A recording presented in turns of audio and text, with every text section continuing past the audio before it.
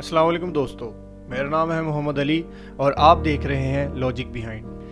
दोस्तों, पबजी दुनिया की एक बहुत ही मशहूर तरीन गेम है। हम में से शायद ही कोई ऐसा हो जिसने पबजी के मुतल्लिक ना सुना हो। बच्चे हों या बड़े, सब पबजी खेलने के शौकीन हैं। लेकिन क्या आप जानते हैं कि पबजी को किसने बनाया? वो कहते हैं ना कि एक छोटा सा आइडिया आपकी सारी ज़िंदगी को तब्दील कर सकता है।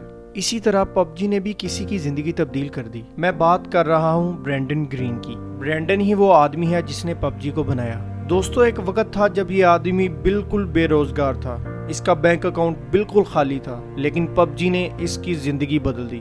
ब्रेंडन की कहानी इंतहाई मोटिवेशनल है। ब्रेंडन आयरलैंड में पैदा हुआ था और ये अपने कैरियर की शुरुआत में एक फोटोग्राफर और एक डीजे था। इसके साथ साथ ये एक पार्ट टाइम वेब डिज़ाइनर भी था। यानी ब्रेंडन अपनी ज़िंदगी शादियों में फोटोग्राफी करके और वेब डिज़ाइनिंग करके गुजार रहा था, और कभी कभी ये डीजे भी बन जाता था। ब्रेंडन की लाइफ का कोई ख़ास मकसद नहीं था। इसको फोटोग्राफी का बहुत शौक था, जिस वजह से ये ब्राज़ील जाना चाहता था।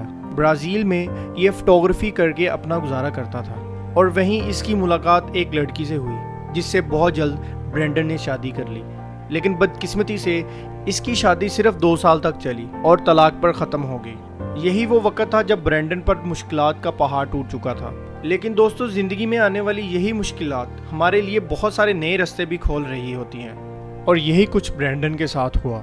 2013 में ब्रेंडन ब्राज़ील में था और ये फंस चुका था। इसके पास पैसे बिल्कुल ख़त्म हो गए थे और ये बहुत मुश्किल से गुजारा कर पा रहा था। ब्रेंडन के मुताबिक इसके पास इतने पैसे भी नहीं थे कि ये जहाज़ की टिकट ले और अपने मुल्क वापस चला जाए। ब्रेंडन ने टिकट खरीदने के लिए पैसे जमा करना शुरू कर दिए। इसने अपने खर्चे कम कर लिए और ज़्यादातर वक्त ये अपने कमरे में ही गुजारता था, ताकि इसके पैसे ज़्यादा ना खर्च हों। और दोस्तों, यही वो वक्त था जब इसने वीडियो गेम्स खेलना शुरू किए, ताकि इसका वक्त कट सके। और यहीं से ब्रेंडन को ऑनलाइन गेम्स के बारे में पता चला। दोस्तों, ब्रेंडन कोई गेम डेवलपर नहीं था, लेकिन इसका इंटरेस्ट इसकी तरफ बढ़ता चला गया। खैर, 2014 में इसने पैसे जमा करके जहाज़ की टिकट खरीद ली और आयरलैंड वापस आ गया। लेकिन मुश्किलात का सिलसिला यहाँ भी ख़त्म नहीं हुआ। ब्रेंडन के पास पैसे ना होने के बराबर थे और इसको कोई काम भी नहीं मिल रहा था, और ये वेलफेयर के पैसों पर अपना गुजारा करने पर मजबूर हो गया। यानी जो आयरलैंड की हुकूमत ज़िंदगी गुजारने के लिए थोड़े से पैसे देती थी।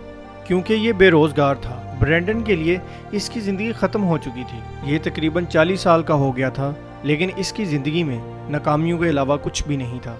इसकी तलाक भी हो चुकी थी और ये अब अपने पेरेंट के घर रहता था, और इसके पेरेंट ब्रेंडन के लिए सख्त परेशान थे।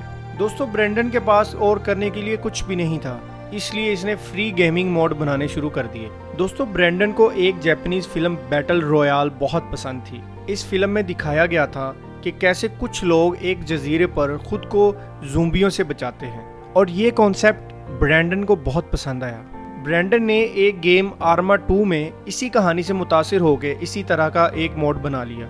इसके साथ साथ ये गेम डिज़ाइनिंग और गेम की कोडिंग सीखना शुरू कर गया। ब्रेंडन की किस्मत अच्छी थी कि आर्मा 2 में जो इसने मोड बनाया था वो काफ़ी मशहूर हो गया, और ब्रेंडन को सोनी एंटरटेनमेंट नाम की एक कंपनी से कॉल आई, जिसमें उन्होंने ब्रेंडन को एक कंसल्टेंट के तौर पर हायर करने की ऑफ़र की। और ब्रेंडन बहुत खुश था। ये फ़ौरन वेलफेयर ऑफिस गया और उनको कहा कि मुझे अब पैसों की ज़रूरत नहीं है। सोनी एंटरटेनमेंट के साथ ब्रेंडन ने 2 साल तक एक गेम H1Z1 पर काम किया। 2016 में ब्रेंडन से एक South Korean company Blue Hole ने राब्ता किया और इसको अपनी एक बैटल रॉयल गेम बनाने की पेशकश की, और यूं ब्रेंडन साउथ कोरिया चला गया। पबजी का मतलब प्लेयर अननोन बैटल ग्राउंड होता है।